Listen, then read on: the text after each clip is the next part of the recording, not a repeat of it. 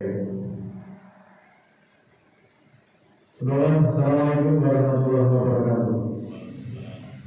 Alhamdulillahilladzi hadana li hada wa ma kunna linahtadiya laula an hadana Allah. Asyhadu an la ilaha illallah wahdahu la syarika lah, innama huwa ilahun wahid. Allahu la ilaha illa huwa rabbul arsyil azim. Allahu la ilaha illa huwa hayyul qayyum. Allahu la ilaha illa huwa rahmanur rahim.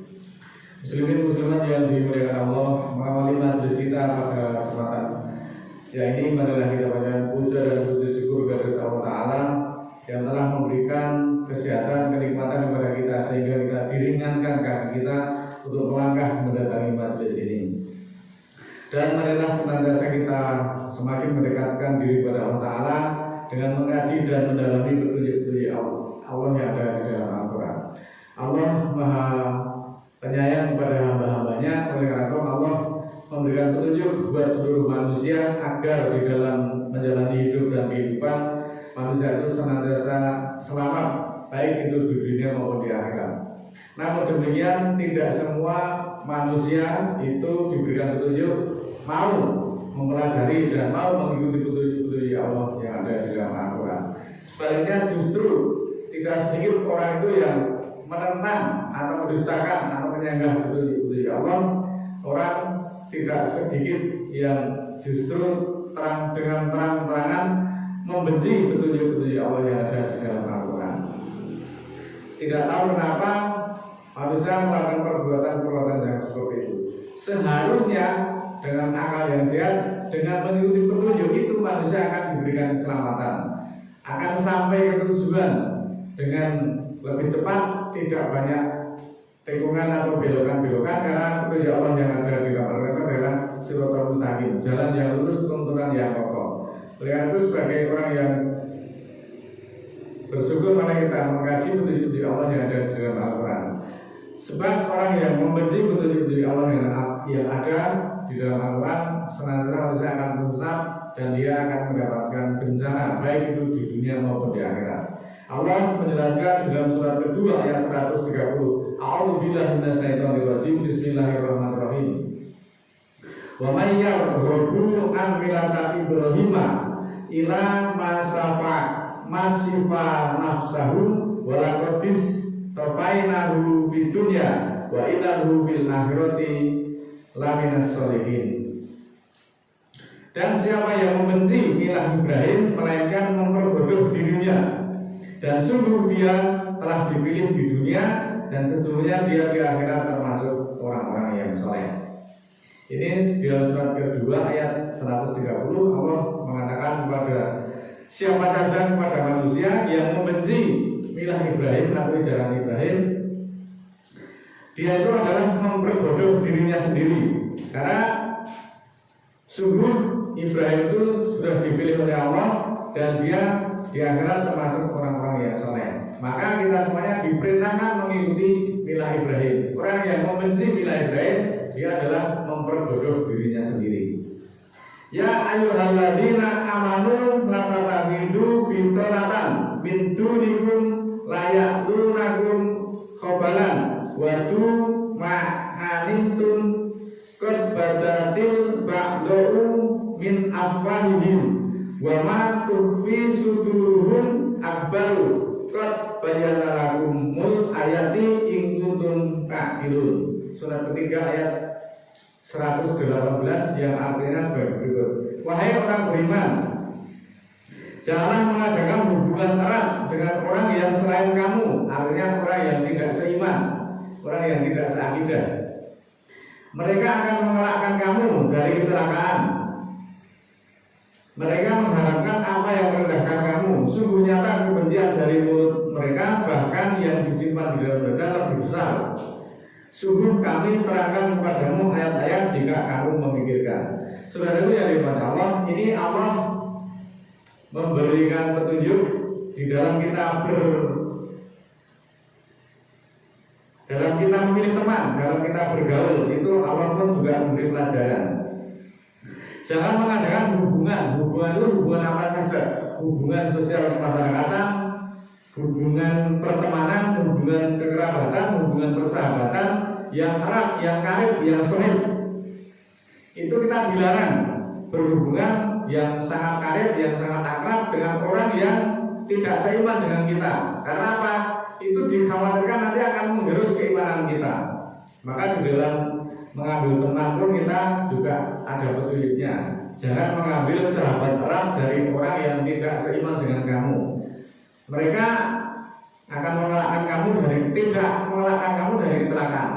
Kalau orang-orang yang tidak beriman itu, kalau kita menghadapi kecelakaan, dia tidak berusaha menghindarkan kita, tapi justru mereka berusaha menjerumuskan kita di dalam kecelakaan. Itulah kenapa Allah mewanti-wanti melalui Al-Quran, jangan mengadakan hubungan yang erat kepada orang yang tidak seiman, yang tidak segaris, yang tidak sejalan dengan keimanan kita. Mereka akan mengharapkan akan merendahkan kamu. Mereka itu mengharapkan kita itu memperoleh kebinasaan, memperoleh kehinaan. Sungguh nyata dari mulut mereka, bahkan yang disimpan dalam dada mereka besar. Kalau orang yang tidak ngaji itu kemudian bersahabat dengan kita, itu mulutnya itu hanya pura-pura, hanya basa-basi, kita lamis, kita ramah. Tetapi apa? Allah memberikan informasi yang disimpan di dalam dada mereka itu adalah kebencian yang besar. Nah, itu kita hati-hati. Ini Allah memberi petunjuk kepada kita.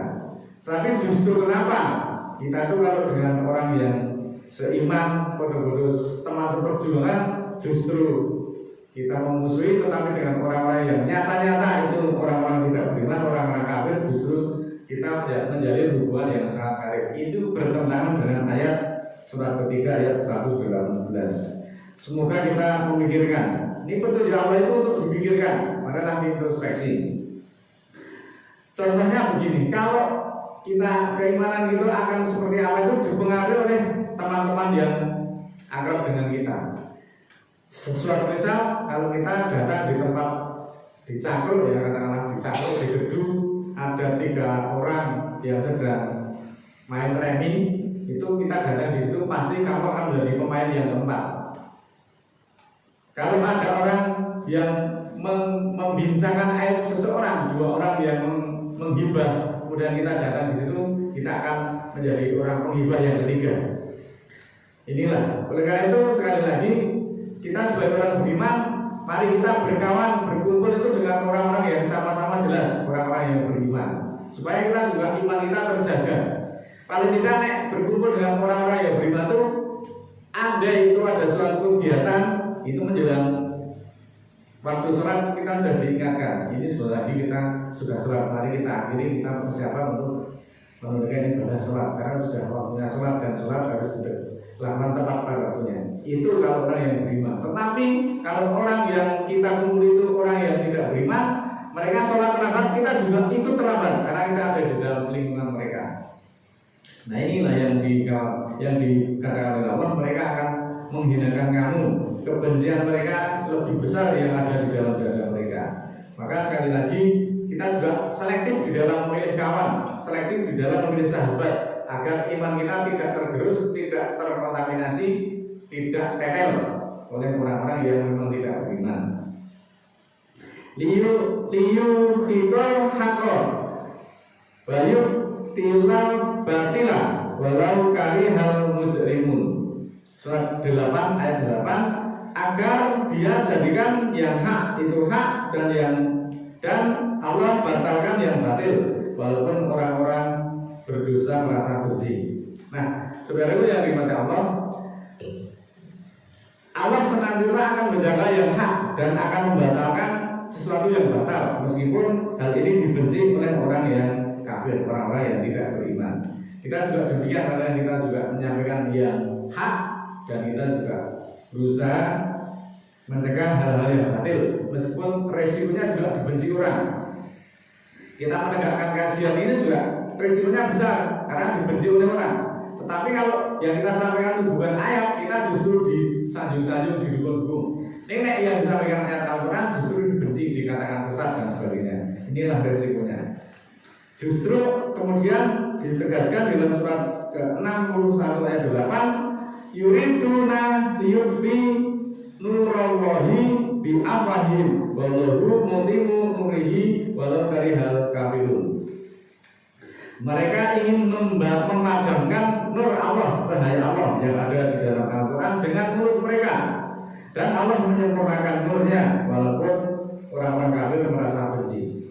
Muslimin muslimat yang dimuliakan Allah, dari ayat-ayat tersebut kita memperoleh pelajaran bahwa sesungguhnya Ibrahim itu iman yang dapat dijadikan teladan, lagi patuh kepada Allah, dan hanif.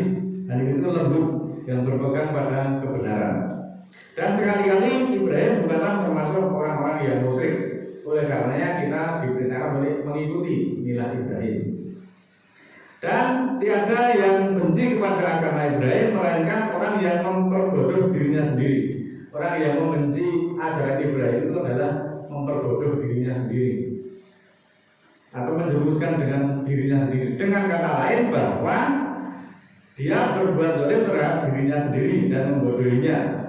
Sejak ngaji Jumat udah kalau menjerumuskan dirinya ke dalam neraka.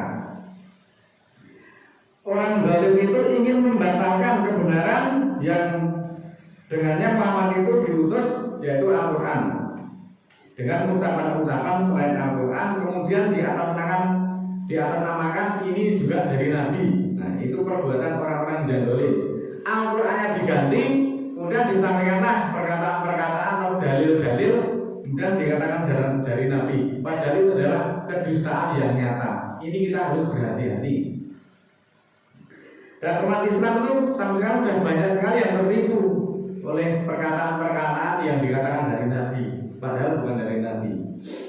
Kemudian Allah tetap memenangkan kebenaran meskipun orang-orang kafir merasa benci. Jadi Allah tetap membangkitkan hamba-hambanya, seseorang yang diberi keilmuan oleh Allah untuk mengatakan yang sebenarnya, bahwa yang benar itu adalah Al-Quran.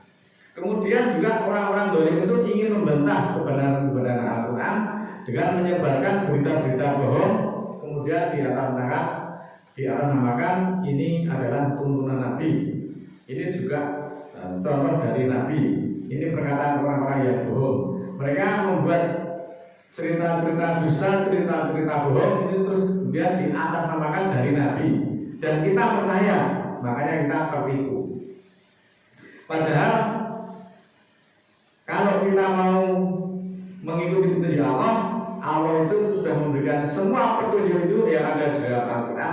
Al-Quran ini adalah ucapan dari Nabi yang berupa Al-Quran, tapi itu justru disanggah hebat mati-matian. Tetapi justru kalau kita mendengarkan suatu cerita atau perkataan yang katanya dari Nabi yang belum tentu kebenarannya dijamin, kita sudah membela mati-matian meskipun itu bertentangan dengan ayat. Tapi kalau nyata-nyata ini dikatakan, karena adalah perkataan Rasul yang mulia, itu disanggah itu juga dengan entengnya, dengan mudahnya. Kemudian orang-orang yang mendustakan itu ingin memadamkan cahaya Allah, nur Allah. Dengan apa ingin memadamkannya? Dengan ucapannya, dengan mulutnya. Kemudian menjelek-jelekkan kebenaran. Jangan ngasih kayak pengajian yang sesat seperti itu. Kita mengkaji Al-Quran dituduh sesat, tetapi justru petunjuk yang bukan Al-Quran itu dipuji-puji, dipuji-puji dan diikuti. Tetapi ketika diberi petunjuk Al-Quran, justru mereka menyebarkan fitnah-fitnah dengan mulut mereka, dengan maksud ingin memadamkan nur Allah, cahaya Allah. Nur Allah atau cahaya Allah itu ada dalam Al-Quran. Ketika Al-Quran itu disebarluaskan, itu justru dihalang-halangi. Tetapi kalau yang disampaikan bukan Al-Quran, itu justru didukung luar biasa. Jadi mereka ingin memadamkan nur atau cahaya dari Allah dengan mulut mereka, yaitu usaha mereka menghinakan Islam dan menghalangi petunjuk-petunjuknya dengan perkataan-perkataan yang dusta, seperti orang yang ingin memadamkan api yang sangat besar dengan tiupan dari mulutnya. Tetap tidak bisa, karena Allah menjaga yang hak untuk tetap hak, yang batil itu tetap batil. Meskipun orang-orang kafir merasa benci dengan kebenaran, dengan yang hak itu, dengan Al-Quran itu. Jadi apapun resikonya, kebenaran Al-Quran itu harus saya sampaikan, meskipun resikonya saya dibenci oleh banyak orang-orang yang kafir. Kalau saya tidak mau mengambil risiko, ini saya sampaikan pola Rasul itu pasti didukung mati-matian, meskipun itu secara nyata bertentangan dengan Al-Quran. Kemudian mereka juga ingin memadamkan cahaya Allah dengan kebenaran yang dibawa oleh Rasulullah, yaitu Al-Quran, diganti dengan ucapan mereka yang dusta, dan Allah tetap menyempurnakan cahayanya. Artinya Allah tetap membangkitkan orang yang diberi keilmuan, dipahamkan untuk menyampaikan, untuk menampakkan kebenaran dengan menyempurnakan agamanya, meskipun orang-orang kafir tidak menyukai. Yang terakhir dalam surat ke-10 ayat 15, wa idza tutla alaihim ayatuna bayyinatin qala alladziina la yarjuna liqa'ati bi qur'anin ghairi hadza abadihu kul mayakunu li an badilahu min tilqi nafsi in atabimu ila ma yuha ilayya ini akhafu in asaitu rabbi anda ba'da min adi. Surat 10 ayat 15 terang begini artinya. Dan ketika dianalisikan atas mereka ayat-ayat kami yang nyata, yang menerangkan, berkata orang-orang yang tidak berharap pertemuan dengan kami, datanglah Al-Quran selain ini, atau gantilah dia. Kemudian Allah untuk memerintahkan kepada Nabi untuk mengatakan, tiada bagiku menggantinya dari yang sampai kepada diriku, bahwa yang aku ikuti kecuali yang diwahyukan kepadaku. Dan aku cemas, aku khawatir jika aku mendurhakai Tuhanku atau aku menyanggah Tuhanku. Takut pada siksa hari yang besar di akhirat nanti. Inilah ayat yang secara nyata ini harus disampaikan. Ketika Nabi mendatangi umatnya hanya membawa Al-Quran, itu umatnya yang tidak beriman, bawa Quran itu ganti atau sampai masih di Al-Quran. Nabi mengatakan, aku tidak berani mengganti yang sampai pada diriku. Yang sampai pada Nabi adalah Al-Quran. Maka Nabi tidak berani mengganti Al-Quran, tidak berani menyanggah Tuhannya, takut pada siksaan yang besar di akhirat nanti. Inilah saudaraku, ini harus kita tegakkan, ini harus kita sampaikan. Kebenaran apapun resikonya, meskipun pahit, tetap harus disampaikan. Yang hak dari Tuhannya adalah Al-Quran, dan Nabi tidak pernah menyampaikan yang bukan Al-Quran. Mudah-mudahan kita bisa mengikuti dan diberikan kekuatan. A'udzubillahi minasyaitonir rajim. Bismillahirrahmanirrahim. Allahumma ighfirli wa lil mu'minina wal mu'minat al-ahya'i minhum wal amwat innaka samiul qaribun mujibud da'wat innaka 'ala kulli syai'in qadir. Rabbana la tu'akhidna in nasina aw akhtana. Rabbana wa la tahmil 'alaina isran kama hamaltahu 'alal ladzina min qablina. Rabbana wa la tuhammilna ma la taqata lana bihi wa'fu 'anna waghfir lana warhamna anta maulana fansurna 'alal qawmil kafirin. Rabbana ighfir lana wa li ikhwanina alladzina sabaquna bil iman wa la taj'al fi qulubina ghillan lil ladzina amanu rabbana innaka ra'ufur rahim. Subhana rabbika rabbil izzati amma yasifun wa salamun 'alal mursalin walhamdulillahi rabbil alamin. Wassalamualaikum warahmatullahi wabarakatuh.